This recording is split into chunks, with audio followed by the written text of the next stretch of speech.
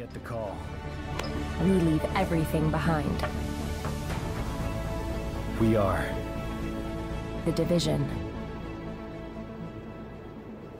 Hello, game fans! It's with great sadness and some disappointment that I must give my honest opinion of The Division by Ubisoft. Set after a pandemic outbreak in New York, this third-person RPG shooter has so much going for it. The story, the location, the idea, the graphics, the sound, they're all top-notch.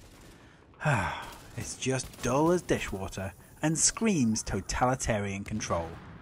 Here is my review of the initial release of The Division once I had reached level 20.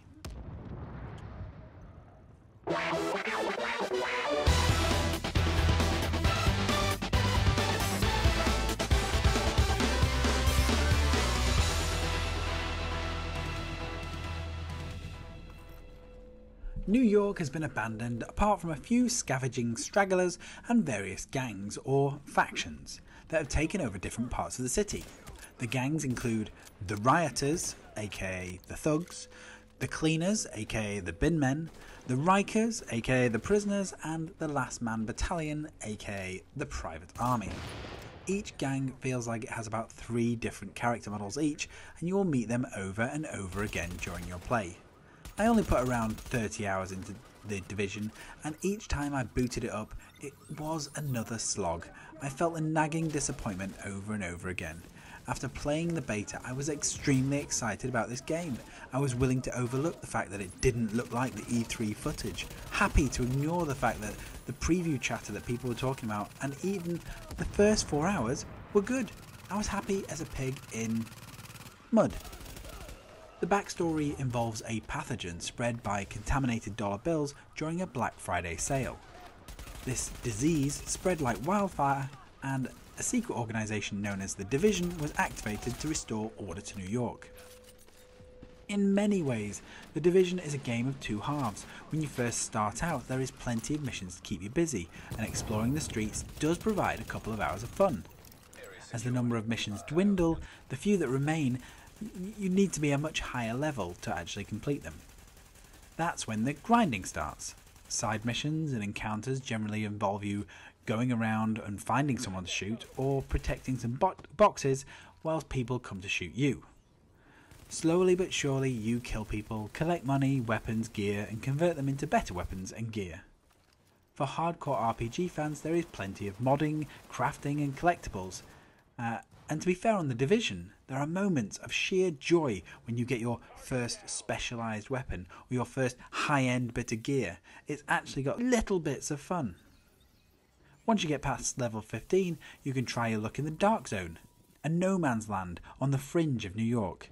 There is something very exciting about the Dark Zone. Not only can you be killed by the various gangs who have their difficulty settings cranked up to the max, but you can also be stripped and pillaged by other agents.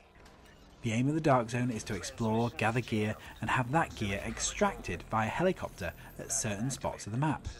However, each extraction point has plenty of goons, as well as plenty of other players looking to go rogue and rob you of your precious gear. As players wait for the helicopter to arrive, there are plenty of tense moments, as other players circulate like sharks. The question of whether or not they are good, whether or not they are going to just rob you blind, can be fun. Until somebody kills you and the last hour's work has been for absolutely nothing. Wasted time was one of my biggest gripes with The Division. Missions and side missions could take a while, and with no saving functions, I had to give up mid-mission to do other things. 15 seconds. In the Dark Zone, I would gather weapons and gear, only to have it all taken from me at the last minute by somebody 3 or 4 levels higher than me. Bugs seem to be a common feature of my game too. I saw weapons hover above players' heads, NPCs stuck in the walls, and I found myself stuck in parts of the scenery on more than one occasion.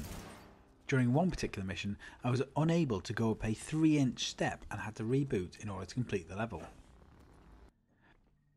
The Division has plenty of satisfying moments, and I loved seeing my base of operations grow and develop. As places were cleared, I could see peacekeepers roam the streets, and Ubisoft does need credit where credit's due.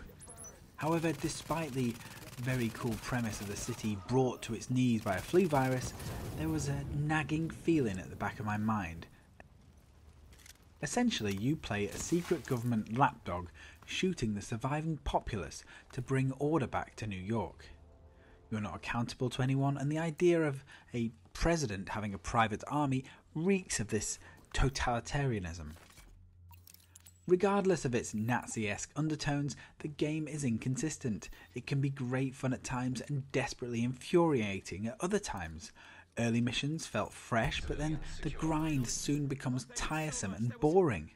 If I ever get to level 30, I might be tempted at the new incursions, but at the time of writing it sounded like a very long and very hard raid against wave after wave of different enemies whilst working as a team to blow up a tank.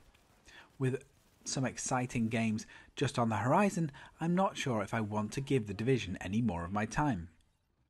Well done Ubisoft for stepping up your game. There is fun to be had in The Division, but the irregular difficulty spikes, repetitive missions and myriad of bugs will turn a lot of people off before they reach the endgame. So if this review has been useful, please give it a like and a subscribe, and I will be back with more videos at gamingdebugged.com. Finish him!